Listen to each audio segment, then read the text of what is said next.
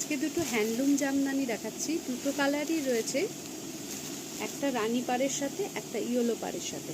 দাম থাকবে 1450 with BP. এই থাকছে আঁচল। ব্লাউজ পিসটা আগে দেখিয়ে দিই। ব্লাউজ পিসটা এক কালারে শুধু পাড় থাকবে, ব্লাউজ পিসটা এক কালারে পাড় থাকবে।